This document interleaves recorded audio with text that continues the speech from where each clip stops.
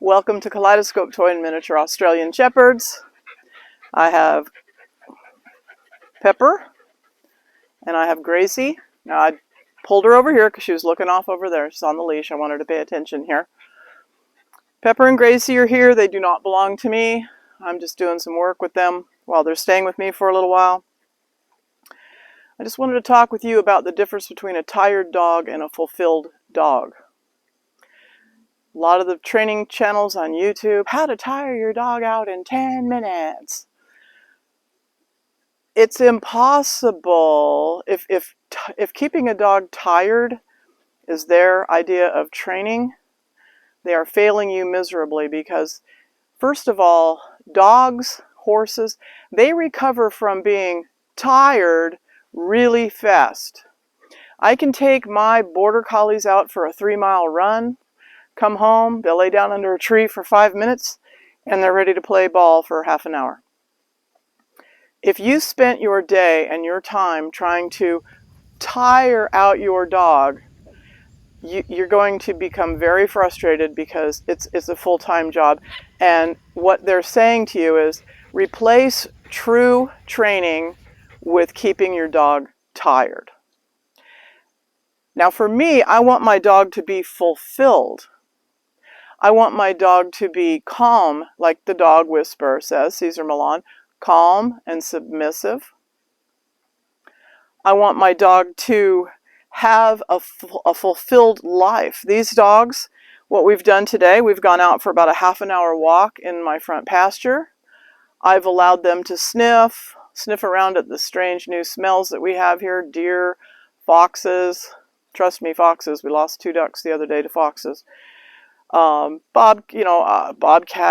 We have raccoons and possums and coyotes. So they love to go out in the morning and smell where all these animals have passed by. Now see, when she looks off down over that way, this dog, I don't care what this dog does right now, that's a whole different story.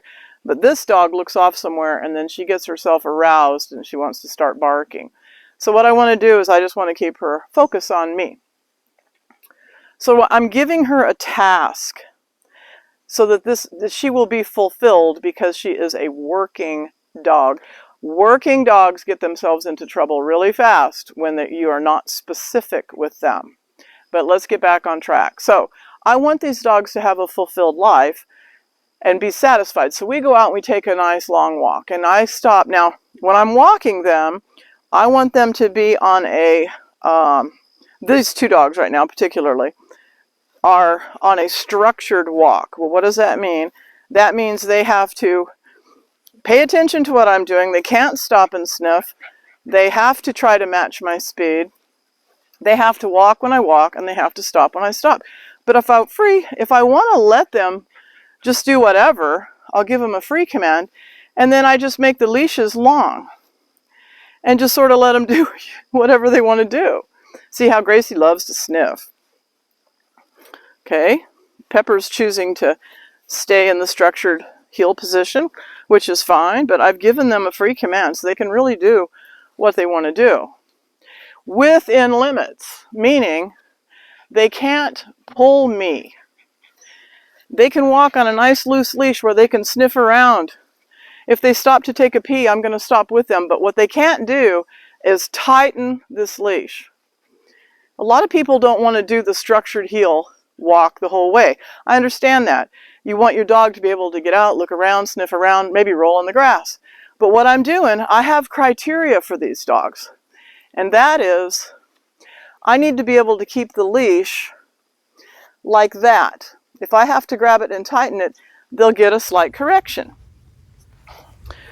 So the leash is just draped over my hand, but they're free to move about. They can go and look around, have a sniff. We practiced a lot of this in the front pasture this morning. So they're still having to pay attention to what they're doing because they are not to make me shut my hand.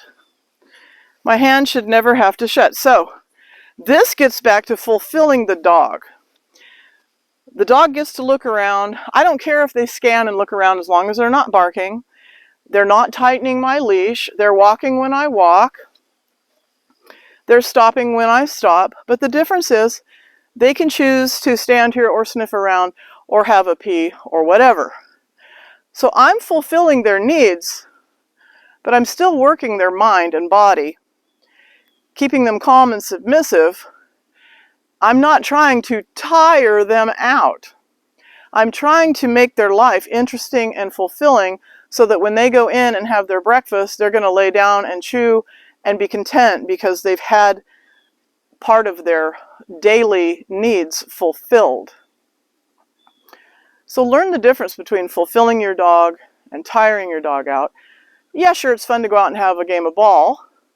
It's fun to go out and have a good run behind the golf cart. I do that with my dogs every day, more for their physical fitness. But really, the idea is to have dogs that are calm, submissive, soft in your hand. I'm just got this draped over my thumb.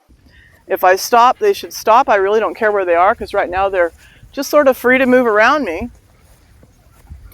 And if I'm on a long, like a mile, I might do that for a few minutes and then I'll go back, heel, come on, go back to a structured walk. And this is just a pet dog heel. This is not competition heel. Good. And so then they get a chance to really show off how well they can do their job, because this is a working dog, and their job right now is to walk on the leash. So know the difference. Now, like, I try to treat my dogs in a natural way. That is, adult dogs, we go out and we exercise, go for our walk, go potty, socialize with each other. Then they go in and eat. Why is that?